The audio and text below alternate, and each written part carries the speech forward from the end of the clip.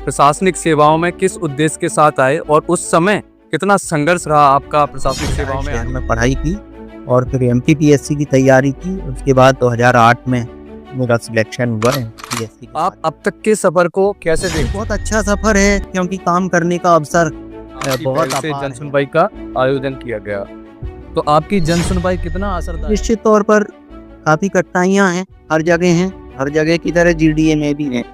काफी लंबे समय से जीडीए लगभग क्लेम्स होने जैसी योजनाओं पर हम काम कर रहे हैं। पुरानी योजनाएं जो जीडीए की चल रही हैं उससे जनता को कितना लाभ मिल रहा है, कितनी जरूरत है कि भाई अब नई योजना बहुत GDA में अच्छा लाएं? सवाल पूछा आपने नितिन जी, क्योंकि आज वर्तमान परिदृश्य में शहरों के विकास की, लोगों की आवश्यकताओं नमस्कार की दोस्तों, मैं हूं नितेश शर्मा। आज के पॉडकास्ट में हमारे साथ जुड़ रहे हैं ग्वालियर विकास प्राधिकरण के सीईओ नरोत्तम भार्गव जी। बहुत बहुत स्वागत है नरोत्तम जी आपका। बहुत धन्यवाद नितिन जी। नरोत्तम जी, आप पॉडकास्ट शुरू करने से पहले मैं आपके लिए 2 लाइन बोलना चाहूँगा कि मिलेगी परिंदों को मंजिल, अक्सर उनके फैले हुए पर बोलते हैं। रहते हैं कुछ लोग खामोश लेकिन उनके हुनर बोलते हैं। बहुत बहुत स्वागत है नरोत्तम जी आपका। बहुत धन्यवाद हौसला अफजाई के लिए नितिन जी। नरोत्तम जी, आप प्रशासनिक सेवाओं में किस उद्देश्य के साथ आए और उस समय कितना संघर्ष रहा आपका प्रशासनिक सेवाओं में आने के लिए, हमारे दर्शकों को बताएं। नितिन जी, बहुत क्या ही सवाल पूछा आपने, क्योंकि मैं एक बहुत छोटे से गांव से आता हूँ, तो निश्चित तौर पर छोटी जगहों पर कई बार जानकारी का अभाव होता है, लेकिन ये अभाव ही वास्तव में आगे बढ़ने के लिए प्रेरित करते हैं। क्योंकि हम जब अभाव देखते हैं तो कई बार ये अरमान जागते हैं कि मैं अपनी अभाव कैसे दूर करूं, या मेरे अभावों से आगे बढ़कर मैं समाज समुदाय में अगर कोई कठिनाइयां हैं, अभाव हैं, तो उनको कम करने या उनको दूर करने के लिए क्या कर सकूं। इसी भावना ने मुझे कंपटीशन की तैयारी करने के लिए प्रेरित किया। गांव से आए, शहर में पढ़ाई की और फिर एमपीपीएससी की तैयारी की। उसके बाद 2008 में मेरा सिलेक्शन हुआ एमपीएससी के माध्यम से डिप्टी कलेक्टर के लिए। आप एसडीएम रहे, आप नगर निगम अपर आयुक्त रहे, आप एसडीएम रहे, आप अब तक के सफर को कैसे देखते हैं? ये बहुत अच्छा सफर है क्योंकि काम करने का अवसर बहुत अपार है हमारे सामने। काम करने का स्कोप बहुत है, हमेशा काम होता है और काम की कोई कमी भी नहीं है और काम की कोई सीमा भी नहीं है। तो श्योपुर जैसे बहुत पिछड़े हुए ज़िले से मेरे करियर की शुरुआत हुई। श्योपुर ज़िले में मेरी पहली पोस्टिंग वर्ष 2008 में हुई। तो उसके बाद मुझे काफ़ी, न केवल श्योपुर में, उसके बाद भी हमेशा चुनौतीपूर्ण कार्य ही मिले। श्योपुर से मेरा ट्रांसफ़र हुआ पहला भिंड। भिंड का भी मेरा काफ़ी लंबा और काफ़ी अच्छा अनुभव रहा, क्योंकि सामान्यतः ये ज़िले एक बड़ी चुनौतीपूर्ण प्रशासनिक व्यवस्था के लिए माने जाते हैं। लेकिन मेरा इन दिनों का बहुत अच्छा अनुभव है कि हम अपने मूल काम पे ध्यान दें, आम जन की समस्याओं को दृष्टिगत रखते हुए अगर हम काम करें, समय पर काम करें, लोगों की समस्याएं सुनें और उनको हल करने का प्रयास करें। जीडीए में अक्सर लोग आम समस्याओं को लेकर भटकते थे, परेशान होते थे, लेकिन आपकी पहल से जन सुनवाई का आयोजन किया गया, तो आपकी जन सुनवाई कितना असरदायक है? निश्चित तौर पर काफ़ी कठिनाइयां हैं, हर जगह हैं, हर जगह की तरह जीडीए में भी हैं। काफ़ी लंबे समय से जीडीए लगभग क्लेम्स होने जैसी स्थिति में था, बंद था। काफ़ी बीच में लगातार प्रॉपर पोस्टिंग नहीं हुई, उनके पहले भी कुछ अव्यवस्थाएं थी। लेकिन मैंने देखा कि बड़ी संख्या में पब्लिक आती है और उनके छोटे छोटे काम हैं जो कि वास्तव में होने योग्य हैं, नियमानुसार होने योग्य हैं, उनको फोकस किया। और साथ में मैंने ऑब्जर्व किया शुरुआती दिनों में ही कि बहुत सारे लोग डायरेक्ट नहीं आते, कुछ मीडिएटर या मध्यस्थ जैसे लोग आते। नहीं, इस बात को समझा कि स्टाफ से भी चर्चा की, तो सामान्यतः कहीं भी स्टाफ थोड़ा सा शुरुआती दौर में जानकारी देने में या लोगों की जन समस्याओं को निराकरण में बहुत अधिक सहयोग नहीं करता है। लेकिन स्टाफ को भी समझा, पब्लिक को समझा, या पब्लिक के नाम पे जो मध्यस्थ जैसे लोग आते थे, सबसे पहले मैंने उन्हें दूर किया। इसके लिए मुझे उचित लगा कि मध्य प्रदेश शासन ने बहुत लंबे समय से जन सुनवाई प्रत्येक मंगलवार को नियमित निर्देश किए हैं कि सुनवाई की जाए। मैंने जब पता किया तो प्राधिकरण में कभी भी सुनवाई नहीं होती थी, जन सुनवाई तो होती ही नहीं थी। मेरी चूंकि आदत में है समय पर ऑफिस आना और पूरे समय ऑफिस में समय देना, तो इससे शुरुआत में स्टाफ को भी कठिनाई हुई, लेकिन मुझे पब्लिक के साथ मिलने का, उनकी समस्याएं समझने का, प्राधिकरण की कमियों को समझने का जो समय मिला, उसमें मैंने कोशिश की और मैं आज काफ़ी हद तक जो सामान्य समस्याएं थी उनके निराकरण में सफल हुआ। अभी भी हालांकि काफ़ी काम पेंडिंग है, लेकिन मुझे उम्मीद है कि उसे भी मैं बहुत जल्दी पूर्ण कर लूँगा। हालांकि ये छोटे छोटे काम हैं मूल रूप से, इसके आगे भी बहुत काम है। हमारा मूल काम है शहर के विकास विस्तार को आयाम देना और मास्टर प्लान के अनुरूप काम करना। तो हम नई नई योजनाओं पर भी काम कर रहे हैं। जैसे ही हमारी नई योजनाएं फलीभूत होंगी तो निश्चित तौर पर उनके परिणाम ग्वालियर में अच्छे विकास के रूप में सामने आएंगे। आपने कहा नई योजनाओं पर हम काम कर रहे हैं।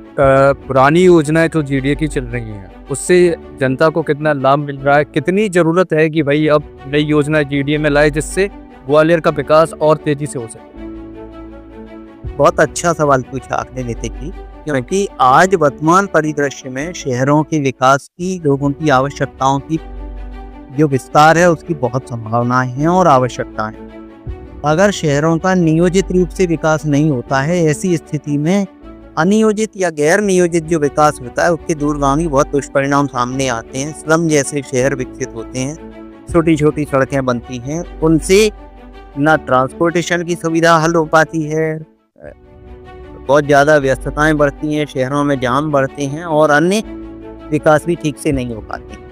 इसके लिए आवश्यक है कि प्राधिकरण, जो ग्वालियर विकास प्राधिकरण, इसका मूल दायित्व है कि नई नई योजनाएं जो मास्टर प्लान के अनुरूप हो सकती हैं उनको बनाना, उनको तैयार करना और उनके अनुरूप विकास कार्य करना। हम इसमें 18 मीटर से तो लेकर कितने भी मीटर तक, 40 मीटर, 60 मीटर, 90, 120 मीटर तक की नई नई सुविधाएं विकसित करते हैं। उससे निश्चित तौर पर न केवल लोगों को लीगल और क्वालिटी प्रॉपर्टी, सस्ती प्रॉपर्टी उपलब्ध होती है, बल्कि जो निजी डेवलपर्स हैं उनको भी बड़ी बड़ी सुविधाएं प्राप्त होती हैं। जब बड़ी रोड्स बनती हैं तो निश्चित तौर पर उससे जुड़े इर्द गिर्द के जो डेवलपर्स हैं उनको सुविधाएं मिलती हैं, तो वो लोगों को क्वालिटी प्रॉपर्टी दे पाते हैं। हम तो देते ही हैं जी, साथ में निजी डेवलपर्स भी दे पाते हैं। इसके समानांतर एक मुख्य बात यह है कि जब अच्छी क्वालिटी की सुविधाएं मिलेंगी, शहर का नियोजित विकास होगा, तो न केवल इससे रोजगार, ट्रांसपोर्टेशन और क्वालिटी प्रॉपर्टी की उपलब्धता बढ़ती है, बल्कि एक अच्छे शहर के विकास में भी हम लोग योगदान दे पाते हैं। पिछले कुछ समय से जरूर, पिछले लगभग 10 साल से कोई बड़ी योजनाएं नहीं बन सकी किन्हीं कारणों से, लेकिन हम उसके लिए प्रयासरत हैं। हालांकि पूर्व में कुछ योजनाएं बहुत अच्छी बनी हैं। उदाहरण के लिए ट्रांसपोर्ट नगर है, आनंद नगर है, विनय नगर है, ये इतने नियोजित विकास हुए कि इनसे अच्छे चौड़े रोड्स बने, अन्य सुविधाएं विकसित हुई। आज कुछ कठिनाइयां आ रही हैं, हालांकि वो एंडेड ओवर हैं, लेकिन जीडीए ने अपने स्तर से अच्छी योजनाएं बनाने का पूर्व में भी प्रयास किया। पिछले कुछ समय में ब्रेक आया था, लेकिन उसे भी हम दूर करने की कोशिश कर रहे हैं और नई विकास योजनाएं लगातार ला। जी नरोत्तम जी, जीडीए में कर्मचारी तो रिटायर्ड होते चले जा रहे हैं, लेकिन नए लोग, नई भर्ती हो नहीं रही है, कैसे काम में तेजी आएगी? अब चूंकि ये समस्या पूरे प्रदेश में सभी विभागों की है कि वास्तव में जो इतना स्थापना व्यय बढ़ रहा था कि उसकी संख्या को कम होना था, नई भर्तियां नहीं हो पा रही हैं, लेकिन अब चूंकि तकनीकी का काफ़ी विकास हुआ है, कंप्यूटराइजेशन हुआ है, बहुत सारी तकनीकी कार्य में शामिल हुई है, तो हमारा प्रयास ये है, अब इस कमी को हम डायरेक्ट तो पूर्ति नहीं कर सकते, लेकिन उसको तकनीकी स्तर पर ले जाएं। अभी मैंने जो कोशिश की है उसमें मैं पूरे काम को ऑनलाइन करने का प्रयास कर रहा हूँ, जिससे न केवल जनता को सुविधा होगी, काम समय पर पूर्ण होंगे, पारदर्शिता से होंगे और साथ ही लोगों को तेजी से भी काम हो पाएंगे और उससे स्टाफ की कमी की भी तकनीकी के माध्यम से पूर्ति हो सकेगी। जीडीए में फाइलों का खोना, जीडीए में नामांतरण समय सीमा में ना होना, भूखंड समय सीमा पर कब्जा ना मिलना भूखंडों का, ये आम समस्या है जीडीए की। कैसे देखते हैं नरोत्तम? बहुत बड़ी समस्याएं थी ये सब, लेकिन मैंने लगातार जन सुनवाई और लोगों को मैं नियमित उपलब्ध हुई, नियमित लोग आते हैं, नियमित चर्चा होती है। अगर स्टाफ किसी तरह सहयोग ना करे तो मैं लोगों के लिए उपलब्ध हूँ प्रत्येक समय, अपनी ऑफिस टाइम में कभी भी कोई भी आके मिलता है और मेरी पूरी कोशिश होती है कि यथासंभव सेम डे या मॉनिटरिंग करके बहुत जल्दी मैं उनकी समस्याओं का निराकरण कर सकूँ। कठिनाइयाँ थी, लेकिन दूर करने के लिए भी हमने बहुत मेहनत की है, बहुत प्रयास किए हैं और काफ़ी हद तक हमने लोगों की मदद की। आज हम बहुत कंफर्टेबल पोजीशन में हैं।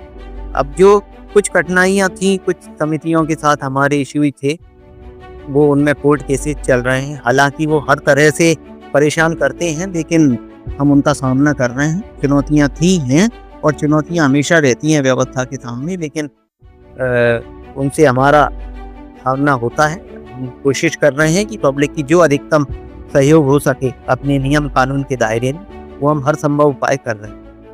नरोत्तम जी, लगातार खबरें भी देखने को मिलती हैं कि जीडीए की जगह कब्जा कर लिया, अतिक्रमण कर लिया। आप भी प्रयास करते हैं अतिक्रमण हटाने के लिए।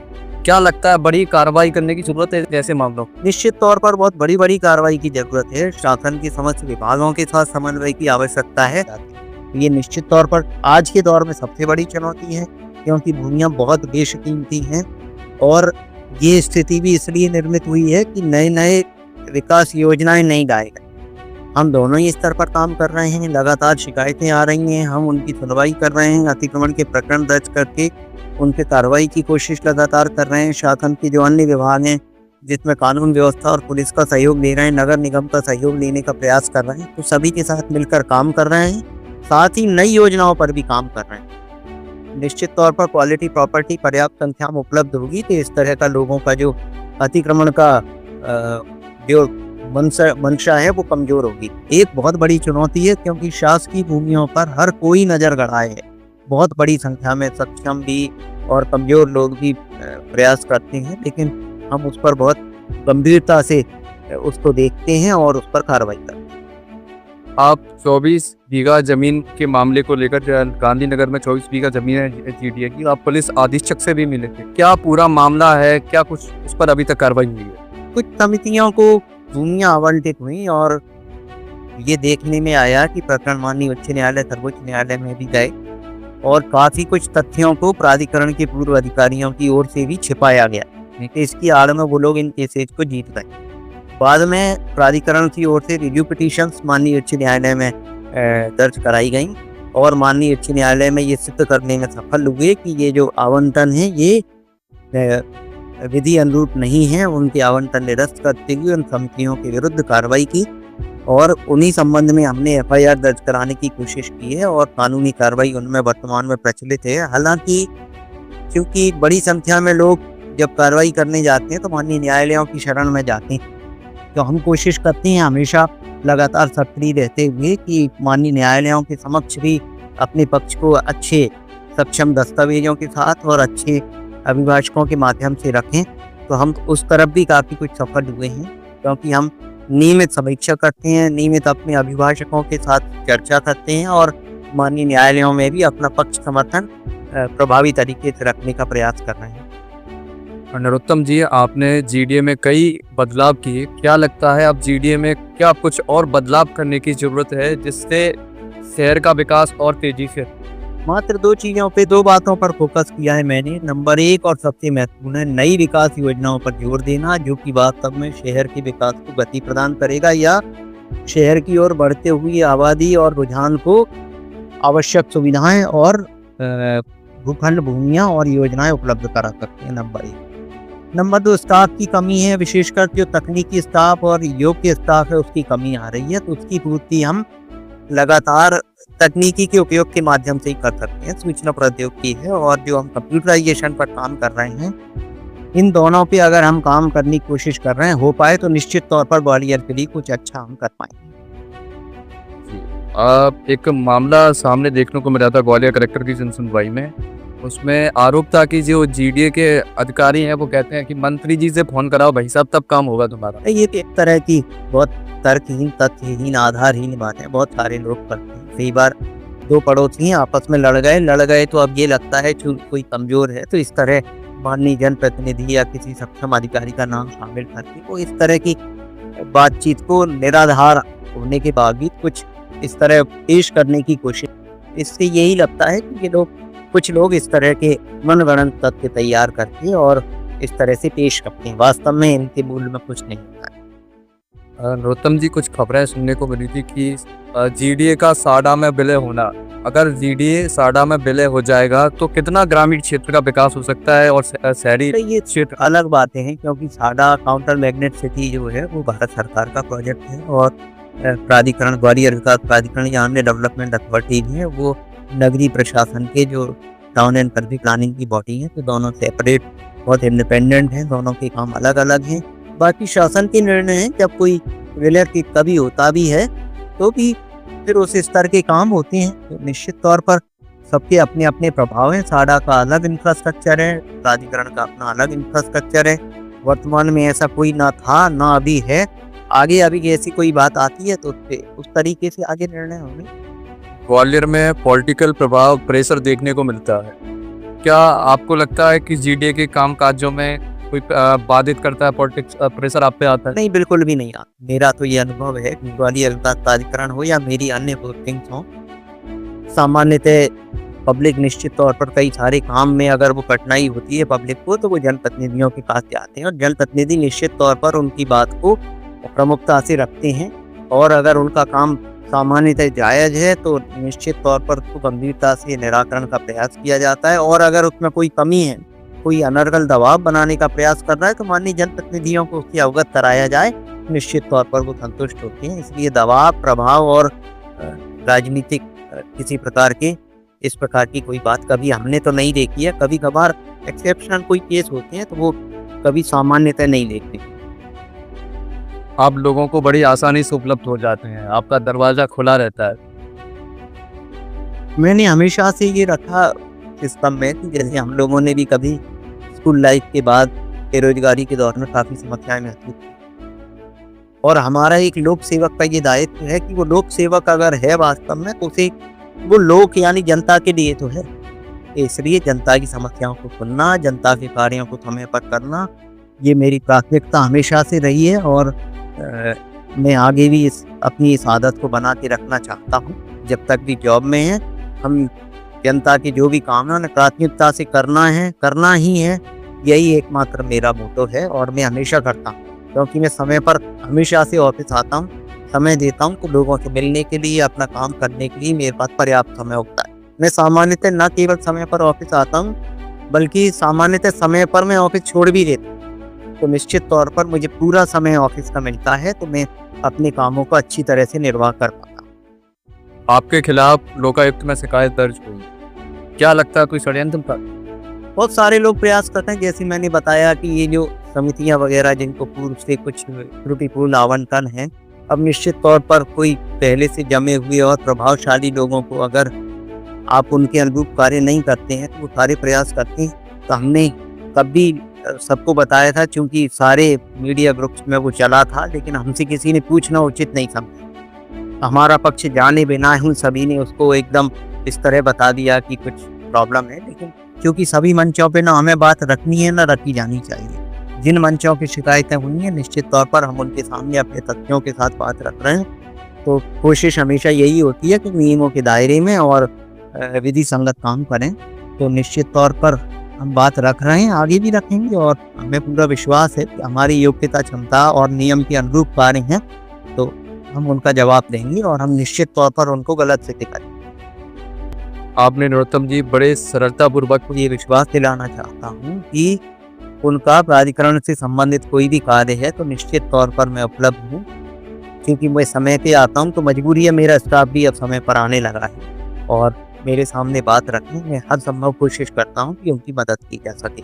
और रही बात, जो बहुत सारे लोग बीच में आते हैं, विशेषकर आपके माध्यम से एक प्रमुख वर्ग ग्वालियर में सबसे बड़ी संख्या में है, वो है सैनिक। भारत सरकार की सेनाओं में और बीएसएफ और सभी तरह के जो यूनिफॉर्म सर्विस वाले जो लोग हैं, वो उनके पास समय का अभाव होता है, क्योंकि उनकी पोस्टिंग दूर दूर होती है और उनको छुट्टियों का भी कम समय मिलता है। ऐसी स्थिति में वो कई बार बहुत सारे बिचौलियों के माध्यम से प्रॉपर्टी का, भूखंडों का, भूमियों का क्रय कर लेते हैं, क्योंकि वो दो फ्रंट पर परेशान होता है। एक तो वो व्यस्त है अपने बॉर्डर पे अपने कामों में, और दूसरे में उसका परिवार सफ़र कर रहा होता है उसके बिना फील्ड में। तो उनके परिवार का दबाव होता है कि किसी भी तरह हमें बच्चों को पढ़ाने के लिए, सुविधाजनक तरीके से रहने के लिए शहर में शिफ्ट किया जाए। इसके लिए उन्हें एक अदद भूखंड की आवश्यकता होती है। तो वो जितना समय मिलता है उसमें वो संपर्क करता है, और कई बार वो बड़ी संख्या में बिचौलिए या दलालों के संपर्क में आता है और वो उसका खामियाजा भुगतता है। कई बार ऐसी जो विधि रूप अनुरूप नहीं है ऐसी प्रॉपर्टी खरीद देता है तो बड़ी संख्या में लोग परेशान होते हैं, बाद में आते हैं और उनकी समस्याओं का हल नहीं हो पाता। तो ऐसे लोगों के लिए, सैनिकों के लिए पहली बात तो ये कि उनका काम होने लायक होता है, तो मैं उनको बहुत प्राथमिकता पे करता हूँ और उन्हें बताता हूँ आप निश्चिंत रहें, आपकी हर संभव मदद की जाए। लेकिन आपके माध्यम से मैं उनको ये अवगत कराना चाहता हूँ कि हमेशा प्रॉपर्टी को बहुत सोच समझकर और पूरी जानकारी लेने के बाद ही क्रय करें। हर किसी से क्रय नहीं करें, जो लीगल विक्रेता हैं उनसे करें या प्राधिकरण में संपर्क करें। बिचौलियों के माध्यम से ठगे ना जाएं, क्योंकि उनका पैसा भी चला जाता है, उनके पास समय का अभाव होता है। और ग्वालियर एक ऐसा शहर है, इस पूरे बेल्ट में ग्वालियर चंबल को मिलाकर, और यहाँ कैंटोनमेंट एरिया है, यहाँ एयरफोर्स स्टेशन है, तो जो लोग रिटायर्ड होते हैं वो भी काफ़ी संख्या में यहाँ बस जाते हैं। तो वो लोग बहुत सारे लोगों के, बिचौलियों के, दलालों के झांसे में ना आए और प्रॉपर्टी की लीगल जानकारी लें। अगर प्राधिकरण ग्वालियर विकास प्राधिकरण से संबंधित है तो प्राधिकरण में आके जानकारी लें, तो वो भविष्य की बहुत सारी कठिनाइयों से बच सकते हैं। बहुत बहुत धन्यवाद नरोत्तम। बहुत धन्यवाद नितिन जी, आपने अब तक